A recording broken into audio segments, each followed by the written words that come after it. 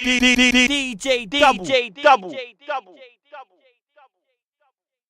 It's DJDUBL here, and today I'm joined by a very special guest, Uncle London himself, Zagadat, Mr. Eazi, in the building. Not in the building, brother. Why are we on a bus? We're not in the building. We're on a bus from Lagos to London. In case you don't know, you need to see outside this bus, man. But let's go. Crazy, man, crazy. So, welcome to London. Thank you, thank you. Your journey in music's been quite a fascinating one because, from my perspective, you've done it the opposite way round to a lot of other artists, where the conventional way seems to be they blow up in music, and then they invest the money from music into tech companies and other businesses. You've done it the other way round. Very unconventional. So the decision behind having a business and then moving to music, how difficult was that, moving from, because you've got like some very successful businesses, I'm aware, so moving from somewhere that's quite a lucrative industry into music where it's maybe not so lucrative, a lot more risky. How hard was that decision? I feel music kind of found me. I always wanted to be an entrepreneur, so I started out as an entrepreneur, and then the music started to blow up, and I'm still selling, basically. I'm selling a product, but now I'm selling good vibes. I'm selling music. So if you look at it, I've not actually moved. I'm still doing business, but the product I'm selling right now is different. The product is Mr. Eazi. Yes, Mr. Eazi. It's good vibes. I love the business mentality that you have. Thank you. Around the way that you built the brand. It's incredible, man. Talk to me about your process of making music. Do you have to, for example, be in a studio setting to write your songs, or are you just anywhere? My brother, very random. I could come up with an idea just like after speaking to you. Maybe I saw your yellow shirt, your yellow jumper, or I saw you were showing me your all of this madness behind, and I could be like, that's a madness, and that's a hook. That's a madness. There might be a dub plate right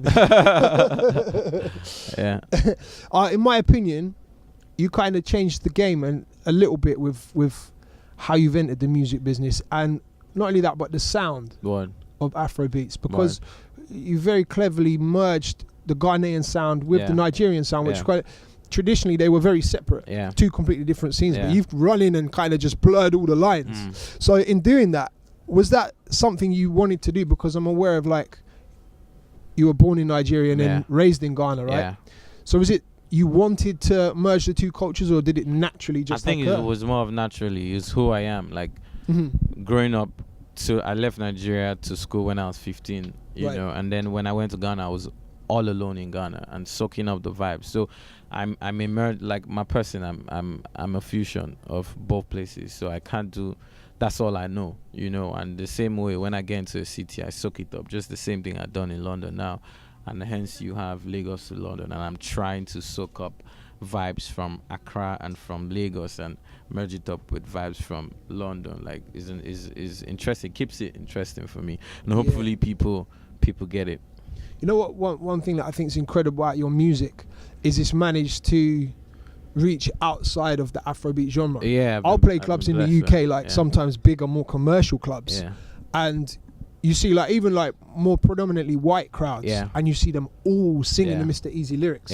Did you ever think that you would have that kind of a reach with the music? To be honest, that's when I thought of doing music. Like, I always listened to Dr. Alban. And Dr. Alban, like, he sold like 60 million records across Europe, you know. So I always said, if I ever do music, like, that's the kind of person I want to do. I want to make music that I can play anywhere in the world and get a reception. I should have fans in everywhere, and you know what's happening. The other day I saw some reports, and I saw that I had fans like listening to me from 61 countries across the world. You know, 61, and I'm like, jeez. Crazy. That's crazy. So Lagos to London is obviously the mixtape that we're talking about. When did your love for like the UK sound and the London sound begin? I think for my first trip in March 2016, I went to Leicester, I did London, I did Liverpool, I did one more place, and I just loved, bro. And then I just started to hear all this music, and you know, I started coming here a lot, you know, and we're a product of our environment. So I know you did a lot of early work with Jules. Shouts to DJ Jules. How instrumental was he in your breaking out in the UK? I feel like everybody has played their part, you know, Jules especially, because like he he kind of forced me to start this. So you know, you can tell the story without mentioning Jules. No, of course. You know, but then every other person that stepped in, like E. Kelly, you know, who produced Legover, and the team who pushed the record, you know. Shout out Morris, you know.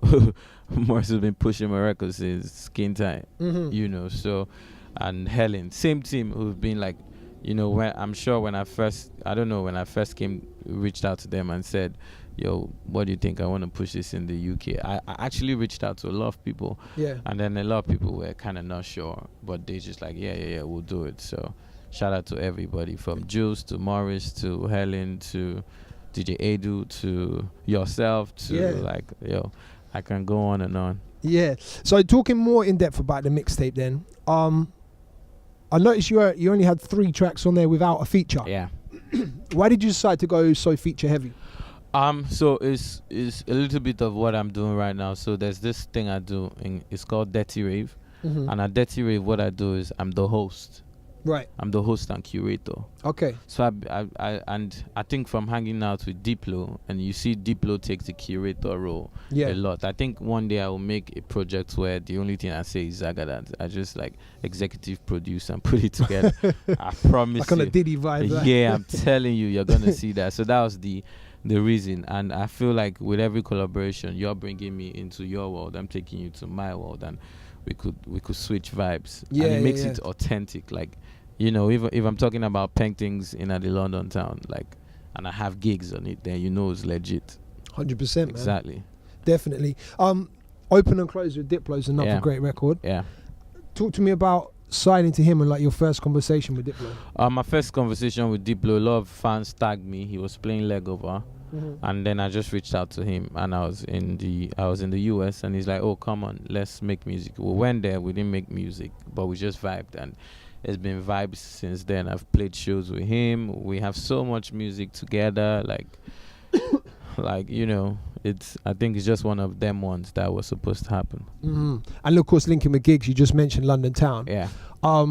Connecting with gigs, that song London Town in particular is a different side to Mr. Eazi. Yeah. Because I feel like a lot of the music's generally kind of targeted towards the ladies. It's a lot more sexy. London Town's a lot more greasy. Yeah. Was that a song that, did you have the record and you think, right, gigs would suit this, or did gigs bring that side of you? We played the record in the studio, we played the beat, and I just knew, I'm like, finally, I'm the Gigs. We've been trying to make a record since 2016, and I was just like, yes, this is the record. I called him, I played it over the phone, and he's like, yeah, this is the one. Come through the studio. So and I think we started working on it at the same time. So by the time I got to the studio, I already had the hook, and what he was rapping was in line with what it's like. It was just meant to happen. It's all meant to be. Yeah. Dead or Alive, who would you most like to have on a record? Ever. I think that's gonna be Bob Marley. Okay. I know you're a reggae fan, of course, and Chronixx is on the mixtape as well. I haven't heard that one yet, but I'm excited to hear. Yeah, you should. Most definitely. So the last question, right? This is an interesting one. Yeah. Now, growing up in England, my impression of Africa and what I was showing about Africa, right, was starving children and all the stuff you see on TV, kids with flies on their faces, very deprived. And would you believe, in school I was never even taught that Africa was a continent. Wow. It was described to us effectively as a country, right? That was my impression of what Africa was growing up. The new generation, they have a different perspective through social media, through music, through films, stuff like Black Panther, just for example. A whole new Africa has been opened up to this side of the world. Now, I feel like people like yourself and WizKid are showing like the cultural differences and all the different countries and stuff in Africa to this new generation.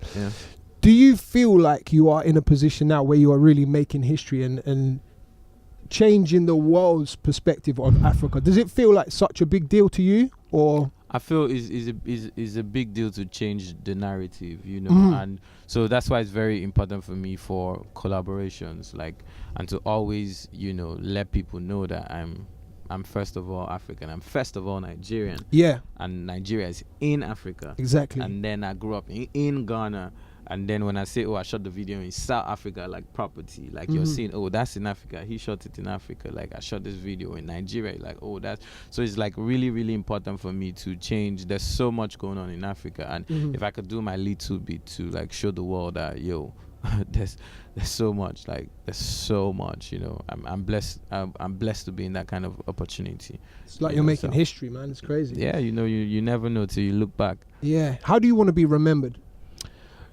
You know, I'd say like as a happy boy. A happy boy. A happy boy. Straight. Like Mr. Eazi, that guy was a happy boy. Zaga that. Yes, DJ Double here with Mr. Eazi. Lagos to London is out now. Go get it. Blessings, man. I love that.